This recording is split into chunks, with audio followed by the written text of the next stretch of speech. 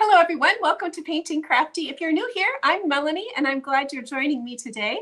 And my returning art and craft friends, I am so excited to show you how I created this spooky, cute, adorable, I don't know how many other words I can use to describe it. Cute, cute, cute, right? Bust out canvas. These are super popular on social media. I've created one for Christmas and I wanted to do one for Halloween. And I love spooky cute.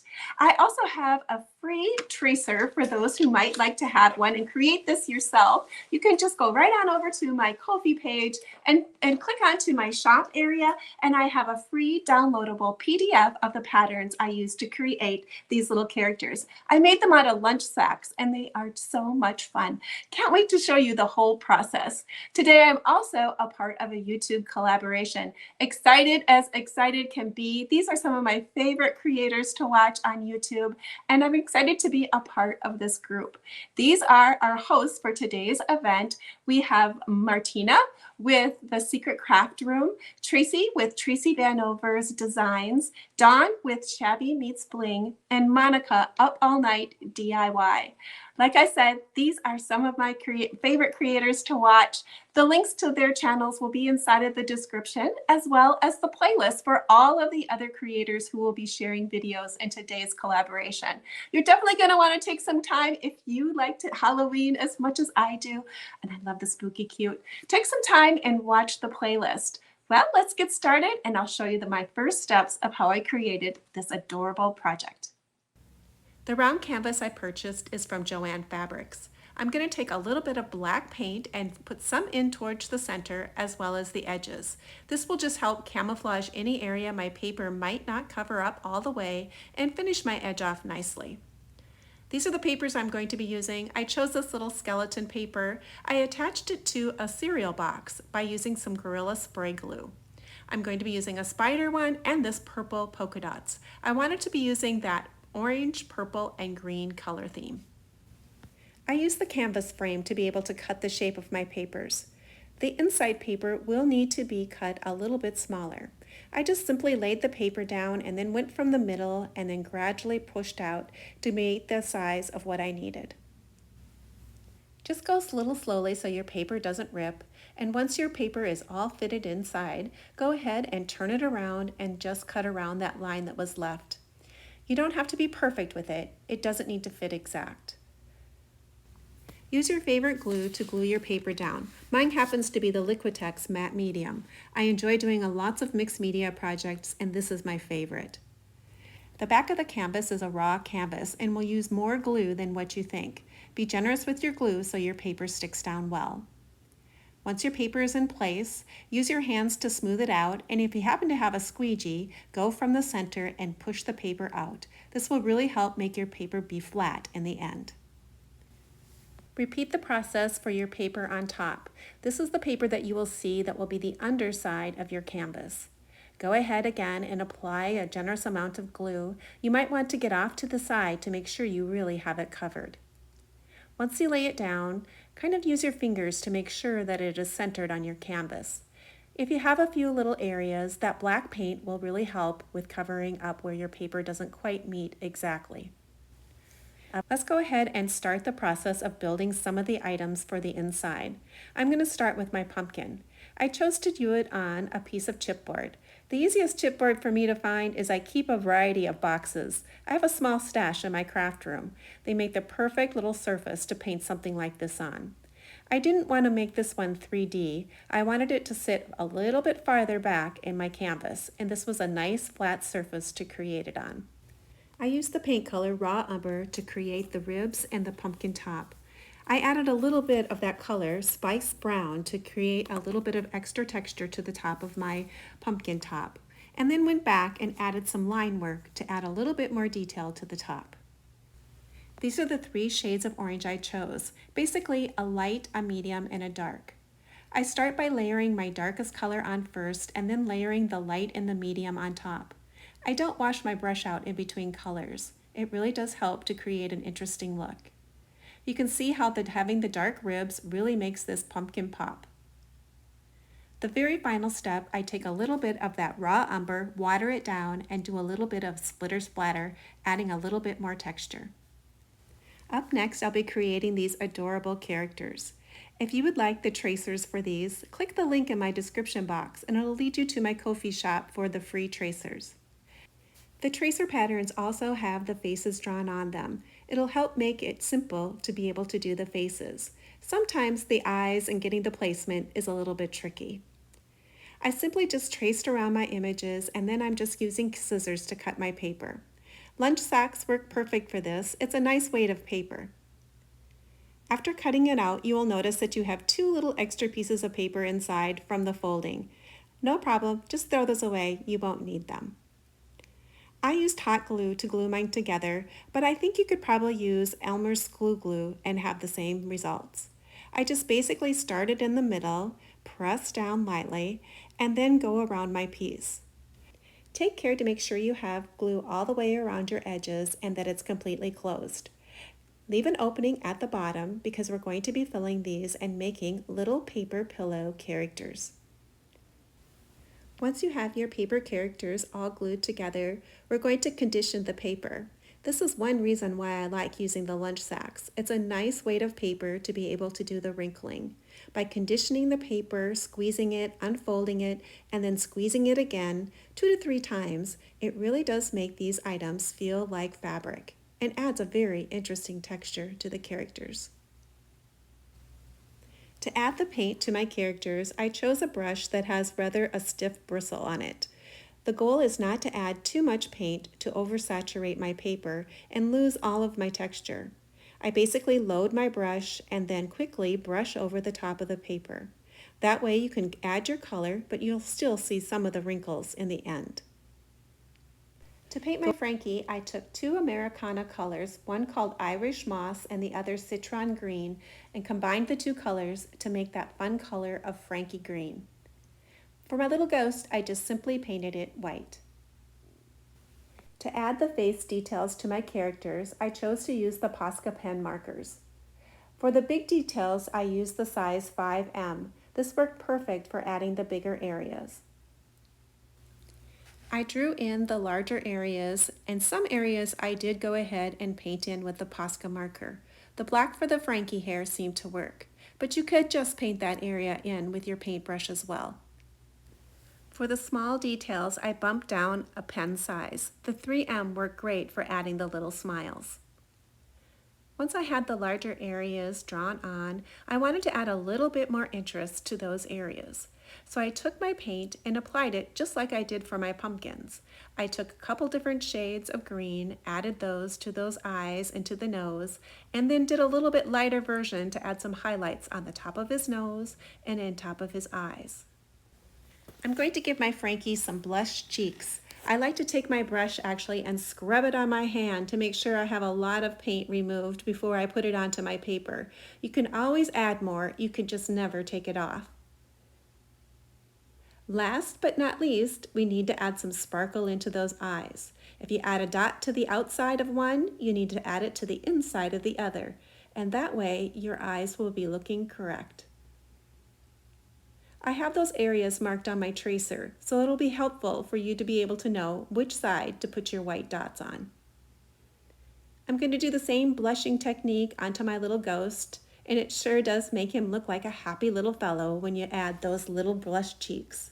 Again, I put a dot to my inside, I need to put a dot on the outside, and then all of a sudden he comes to life. I need to change paint colors since my kitty is black. The white Posca pen worked great for this.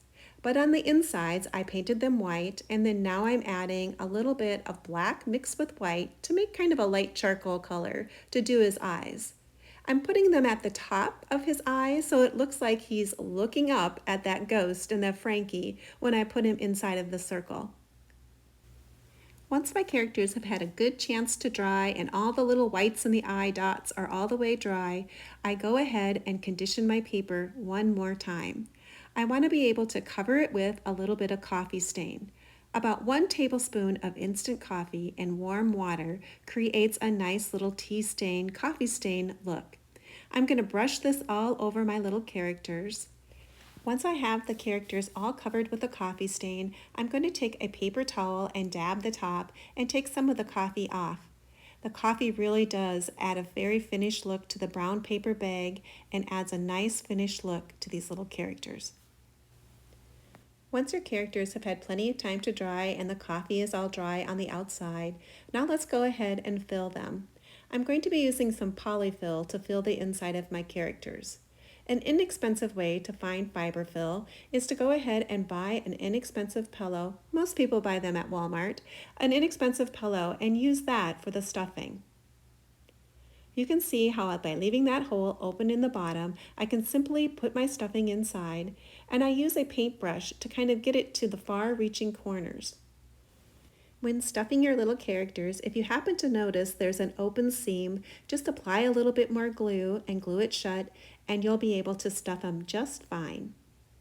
If you add smaller pieces of stuffing, your little characters will be a lot more plumper and look better in the end. Simply add some glue to the bottom opening area, and then I like to pull it tight at the bottom for a nice tight seam.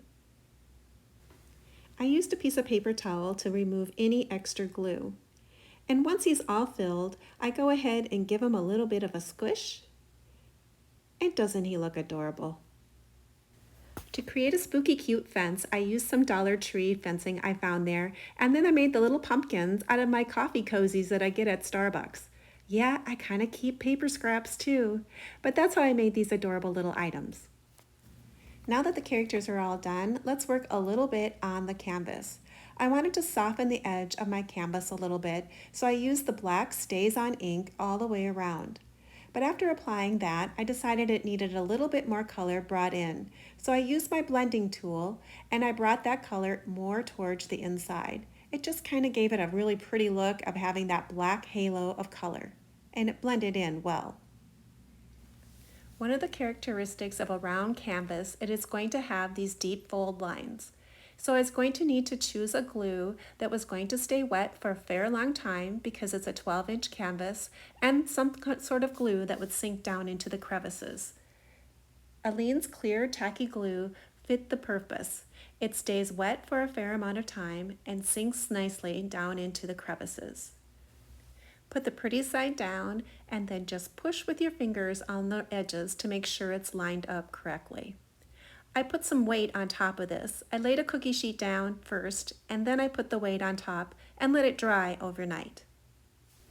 Once my canvas had plenty of time to dry and my back was securely glued on, it was time to make a template for the front to help me figure out where the center was. This just takes all the stress out of figuring out where to cut. I simply used some craft paper and traced around my canvas to create the circle size I needed, and then folded it in half and then half again. And when you open it up, there's where your middle is. Once you get it lined up, simply take something sharp and poke a hole through the center. The template really does make it easy to figure out where you're going to be cutting.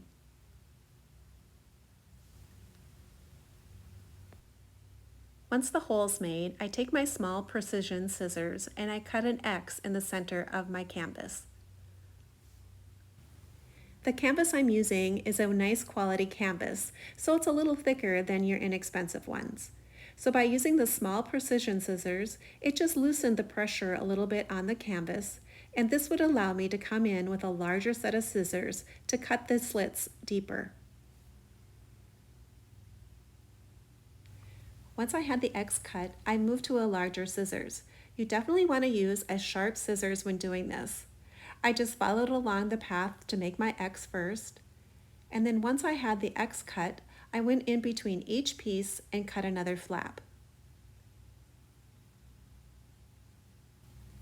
After doing a couple of these now, I have found that I don't have to worry too much about cutting the slots too deep.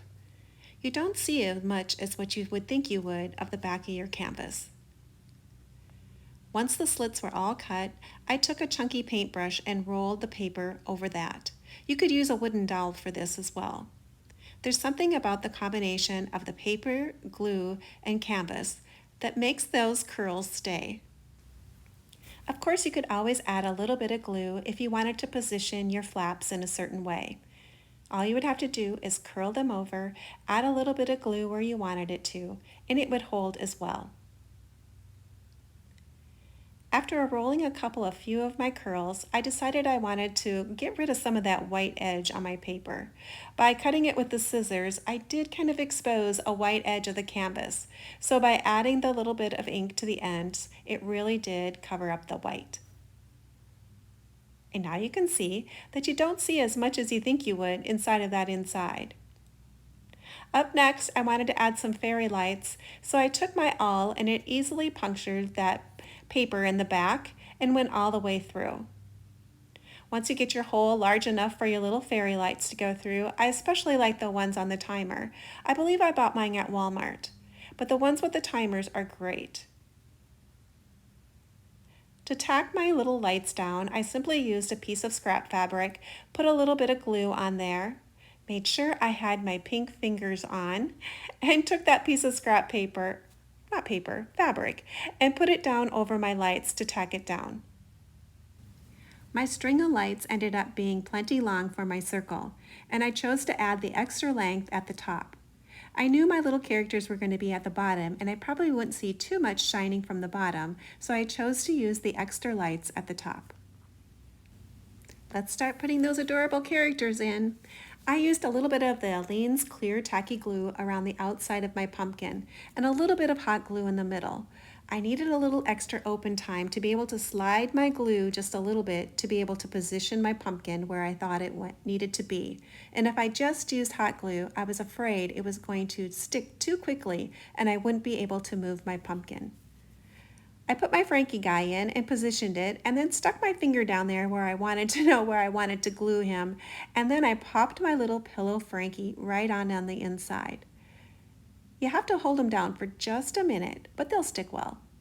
Next up was my little ghosty gal, and I went ahead and put her in, and I wanted the top of her little head to be able to poke out a little bit more. So again, I did that, positioned her in, hold my finger where I wanted her, and then put my hot glue there.